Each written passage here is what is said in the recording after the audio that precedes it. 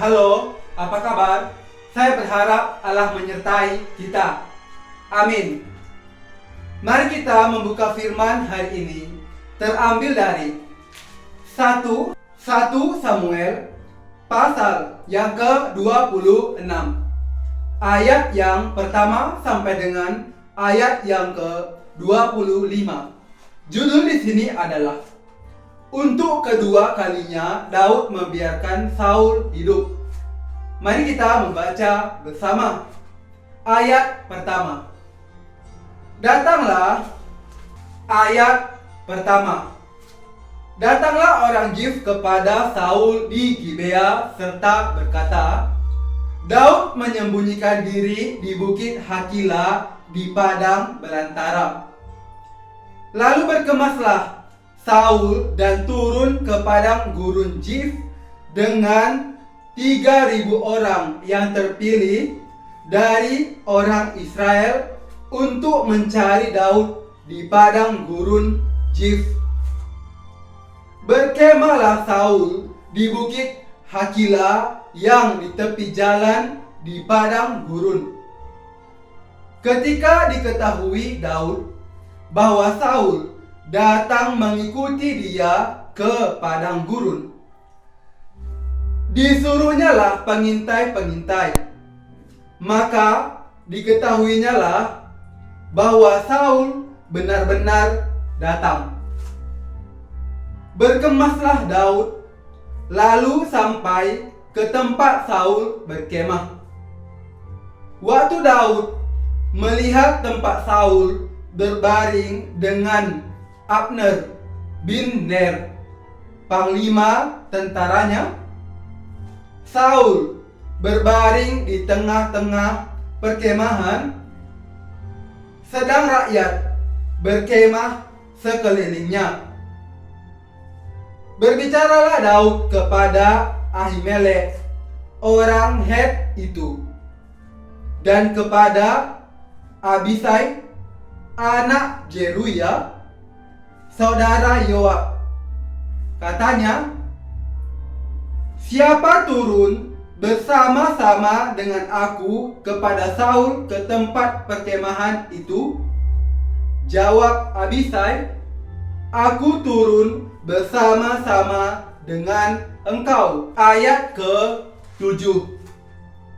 Datanglah Daud dengan Abisai kepada rakyat itu pada waktu malam, dan tampaklah di sana Saul berbaring tidur di tengah-tengah perkemahan dengan tombaknya terpancung di tanah pada sebelah kepalanya, sedang Abner dan rakyat itu berbaring sekelilingnya. Lalu berkatalah Abisai kepada Daud, pada hari ini Allah telah menyerahkan musuhmu ke dalam tanganmu. Oleh sebab itu, izinkanlah kiranya aku menancapkan dia ke tanah dengan tombak ini dengan satu tikaman saja. Tidak usah dia kutancapkan 2 kali. Tetapi kata Daud kepada Abisai, jangan musnahkan dia, sebab siapakah yang dapat menjamah orang yang diurapi Tuhan dan bebas dari hukuman? Lagi kata Daud, demi Tuhan yang hidup, niscaya Tuhan akan membunuh dia, entah karena sampai ajalnya dan ia mati, entah karena ia pergi berperang dan hilang lenyap di sana.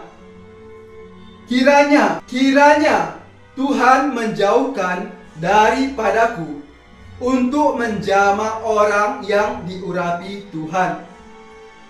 Ambillah sekarang tombak yang ada di sebelah kepalanya dan kendi itu, dan marilah kita pergi. Kemudian Daud mengambil tombak dan kendi itu dari sebelah kepala Saul. Lalu mereka pergi. Tidak ada yang melihatnya, tidak ada yang mengetahuinya, tidak ada yang terbangun, sebab sekaliannya tidur, karena Tuhan membuat mereka tidur nyenyak. Ayat ke-13. Setelah Daud sampai ke seberang, berdirilah ia jauh-jauh di puncak gunung, sehingga ia jauh-jauh di puncak gunung. Ayat ke-13. Setelah Daud sampai ke seberang, berdirilah ia jauh-jauh di puncak gunung, sehingga ada jarak yang besar antara mereka.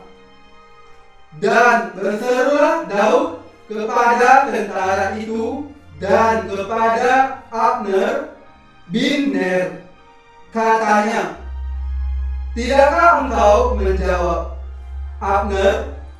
Maka jawab Abner, katanya, "Siapakah engkau ini yang berseru-seru kepada raja?" Kemudian berkatalah Daud kepada Abner, "Apakah engkau ini bukan laki-laki? Siapakah yang seperti engkau tidak mengawal tuanmu raja? Sebab ada seorang dari rakyat yang datang untuk memusnahkan raja tuanmu itu. Tidak baik hal yang kau perbuat itu. Demi Tuhan yang hidup, kamu ini harus mati, karena kamu tidak mengawal tuanmu, orang yang diurapi Tuhan itu. Sekarang, lihatlah di mana tombak raja dan kendi yang ada di sebelah kepalanya." Ayat ke-17. Saul mengenal suara Daud. Lalu ia berkata, "Suaramukah itu, anakku Daud?" Jawab Daud, "Suaraku, tuanku raja." Lalu berkatalah ia, "Mengapa pula tuanku mengejar hambanya ini? Apa yang telah ku perbuat? Apakah kejahatan yang melekat pada tanganku?" Ayat ke-19. Oleh sebab itu, kiranya tuanku raja mendengarkan perkataan hambanya ini. Jika Tuhan yang membujuk engkau melawan aku, maka biarlah ia mencium bau korban persembahan. Tetapi jika itu anak-anak manusia, terkutuklah mereka di hadapan Tuhan, karena mereka sekarang mengusir aku, sehingga aku tidak mendapat bagian daripada milik Tuhan, dengan berkata, "Pergilah, pergilah, beribadahlah kepada Allah lain." Sebab itu, janganlah kiranya darahku tertumpah ke tanah, jauh dari hadapan Tuhan. Sebab Raja Israel keluar untuk mencabut nyawaku, seperti orang memburu seekor ayam hutan di gunung-gunung. Lalu berkatalah Saul, "Aku telah berbuat dosa. Pulanglah, anakku Daud, sebab aku tidak akan berbuat jahat lagi kepadamu, karena nyawaku pada hari ini berharga di matamu. Sesungguhnya perbuatanku itu bodoh, dan aku sesat sama sekali.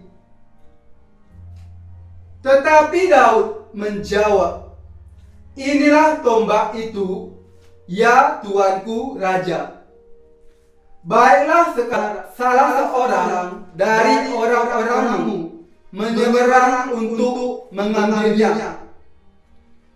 Tuhan akan membalas kebenaran dan kesetiaan setiap orang, sebab Tuhan menyerahkan engkau pada hari ini ke dalam tanganku. Tetapi aku tidak mau menjamah orang yang diurapi Tuhan. Dan sesungguhnya, seperti nyawamu pada hari ini berharga di mataku, demikianlah hendaknya nyawaku berharga di mata Tuhan. Dan hendaknya Ia melepaskan aku dari segala kesusahan." Ayat ke-25.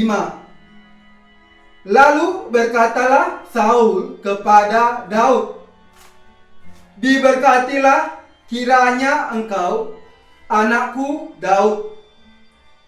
Apa jua pun yang kau perbuat, pastilah engkau sanggup melakukannya." Lalu pergilah Daud meneruskan perjalanannya dan pulanglah Saul ke tempatnya. Demikianlah firman Tuhan.